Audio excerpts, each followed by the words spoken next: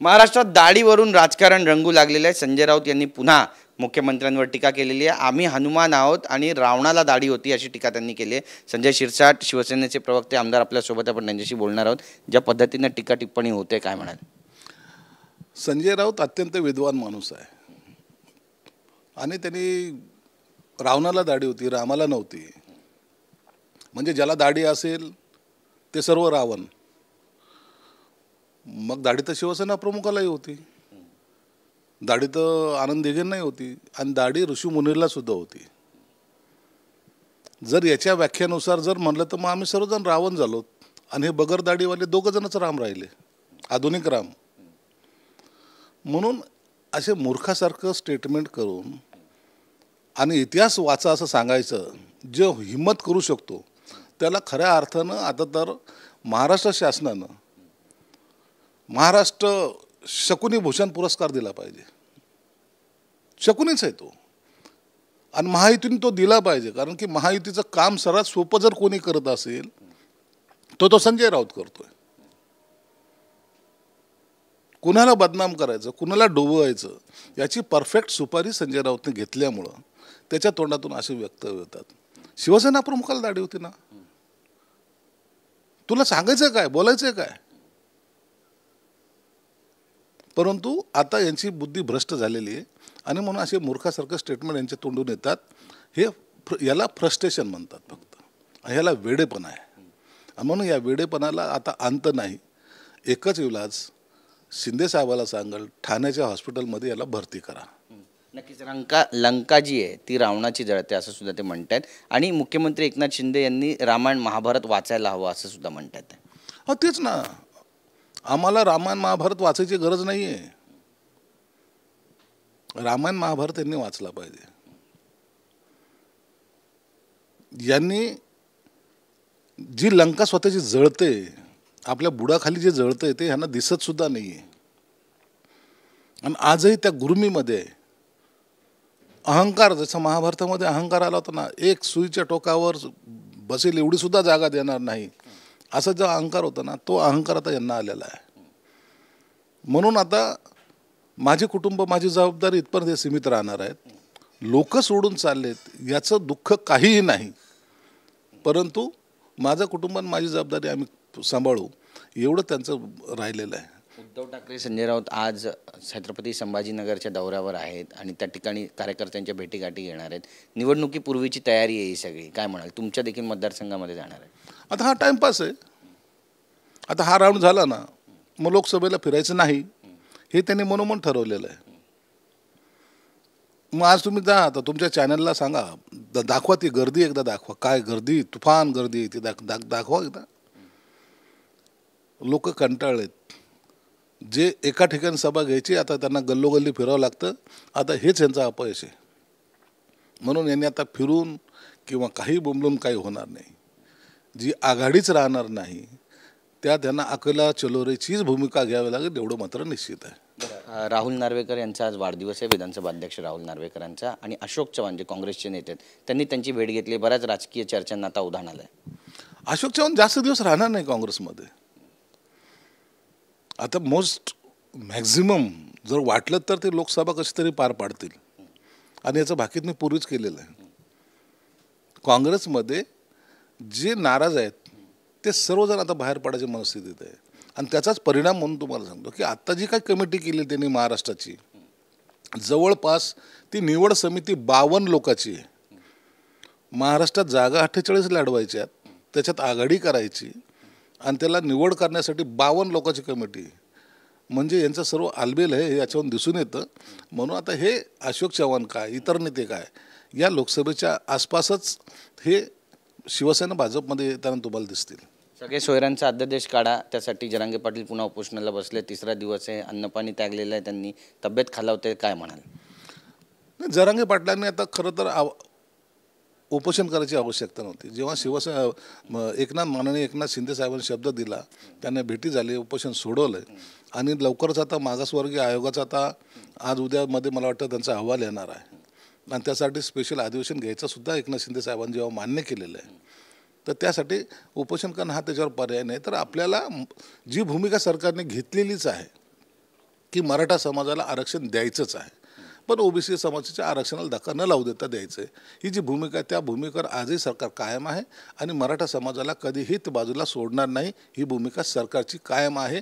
आणि त्यासाठी एकनाथ शिंदे साहेब सर्वस्वी पणाला लावतील, पण आरक्षण देतील एवढं मात्र निश्चित आहे. 16 तारखेला विशेष अधिवेशन होणार आहे का या संदर्भातलं? कारण आता मेसेजेस व्हायरल होऊ लागलेले आहेत बऱ्याच ग्रुपवरती. 14 तारखेला महाराष्ट्र बंद ठेवायचं आहे. महाराष्ट्रात मराठा आक्रमक होतात असं वाटतंय, चित्र दिसतंय असं?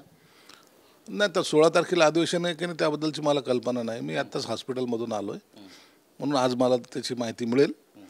परंतु एकदम टोकाची भूमिका घ्यायचं काही कारण नाही. सरकार तुमच्या पाठीशी आहे आणि खंबीरपणे आहे, म्हणून शांततेमध्ये आणि चांगल्या पद्धतीने आपण हे आरक्षण मिळवून देऊ एवढं मात्र निश्चित आहे. बरं, प्रकाश आंबेडकर यांनी सुद्धा एक वक्तव्य केलेलं आहे. ओबीसीनी जो वेगळा पक्ष निर्माण केला ओबीसी नेत्यांनी मिळून, त्याला आमचा पाठिंबा राहील असं सुद्धा ते म्हणतात. त्यांनी आमच्यासोबत यावं, निवडणुका लढाव्यात आणि पुढे भविष्यामध्ये सरकारला कुठेतरी एक मोठं आव्हान निर्माण केलं जाईल असं सुद्धा ते म्हणतात. या विधानाकडे नेमकं कसं पाहतात? प्रकाश आंबेडकर सर्वांनाच पाठिंबा देतात. जो काही बाजूला होईल त्यांना सर्वांना प्रकाश आंबेडकरचा पाठिंबा असतो, परंतु ते एकत्रित येतील याची शक्यता कमी असते. म्हणून अखेरला हे किती जरी एकमेकाला आव्हान करत असले तरी यांना सर्वांना स्वतंत्रपणे ही निवडणूक लढवावी लागणार आहे एवढं मात्र निश्चित आहे. एक शेवटचा आणि महत्त्वाचा प्रश्न आहे. अभिषेक घोसाळकर यांच्यावर गोळीबार झाला, यानंतर जो काही घटनाक्रम घडला, विनोद घोसाळकर त्यांचे जे वडील आहेत त्यांनी सुद्धा म्हटलं की याचं घाणेरडं राजकारण करू नका, कुटुंबियाची बदनामी करू नका. तुम्ही त्यांची भेट घ्यायसाठी जाणार आहात का आणि तुमच्या भावना नेमक्या काय आहेत? कारण जुने मित्र आहात तुम्ही. विनोद घोसाळकर हा माझा अत्यंत जवळचा मित्र आहे. शिवसेना प्रमुखांनी जे नातं निर्माण केलं त्या नात्यातून निर्माण झालेलं हे जवळकीचं नातं. म्हणून त्या दिवशी सुद्धा सांगितलं की विनोद घोसाळकरांचा मुलगा वारला नाही तर तो माझा मुलगा गेला आहे. आणि मी तुम्हालाही विनंती करतो, चॅनलवर तुम्ही वारंवार त्याला गोळ्या झाडताना जेव्हा दाखवतो त्या टायमाला त्याच्या वडिलांच्या मनावर काय आघात होत असतील याची कल्पना करा. म्हणून कृपया ह्या अशा घटनेचं राजकारण म्हणून उपयोग करू नका. काही लोकांना किडा आहे, कुणाचा मुलगा गेला आहे त्याच्यावर असलेलं दुःखाचं डोंगर, त्याच्याकडे लक्ष न देता राजकारण. मग कुणी कुणाला मारलं, कुणाचा कशात हात आहे, कुणाच्यात पाय आहे ते पोलीस ठरवतील ना. परंतु एखाद्या कुटुंबाशी अशा प्रकारे राजकारण करणं हे अत्यंत दुर्दैवी आणि घाणेरडं आहे. ते माझे मित्र आहेत, मला काल डिस्चार्ज मिळाला. मी आज त्यांच्याकडून आम्ही सर्वजण कुटुंबासहित आम्ही जाणार आहोत, भेटणार आहोत. झालेली घटना दुर्दैवी आहे.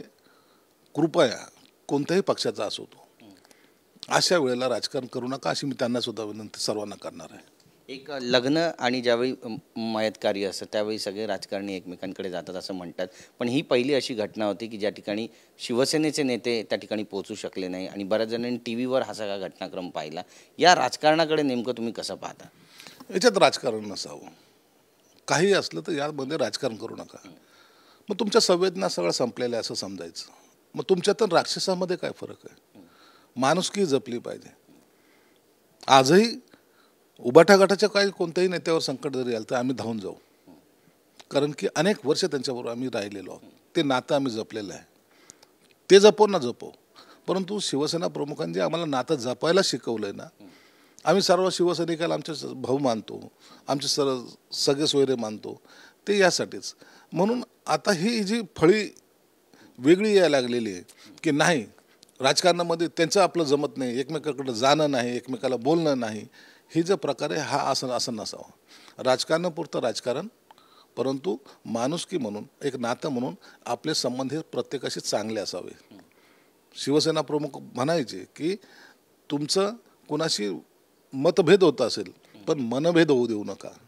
हे वाक्य नेहमी लक्षात ठेवलं पाहिजे अशी माझी सर्वांनाच विनंती पण राहील आणि माझी ती धारणासुद्धा तशी आहे. एक अत्यंत महत्त्वाचा प्रश्न तुम्हाला विचारायचा आहे. अशोक चव्हाण यांनी जी भेट घेतली त्या संदर्भातली एक महत्त्वाची माहिती हाती येते. भाजपकडून त्यांना मंत्रिपदाची ऑफर आहे, म्हणजे कॅबिनेटचा विस्तार होईल आणि खरंच असं काही घडणार आहे असं तुम्हाला वाटतं?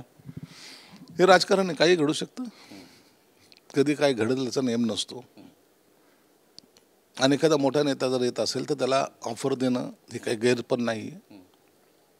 अनेक वर्ष राजकारणामध्ये आहेत, ते मुख्यमंत्री राहिलेले आहेत, त्यांचे वडील राजकारणामध्ये मुख्यमंत्री राहिलेले आहेत.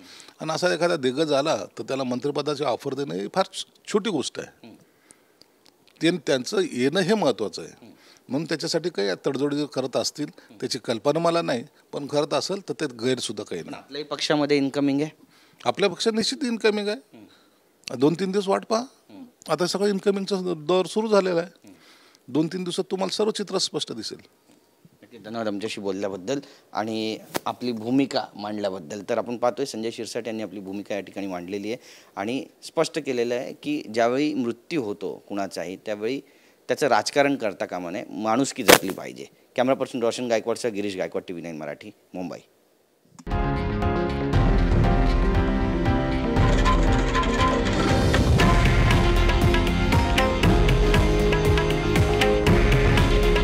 हे आहे देशातील नंबर 1 न्यूज नेटवर्क आणि आपण पाहत आहात TV9 मराठी. काळजी तुमची, हित महाराष्ट्राचं.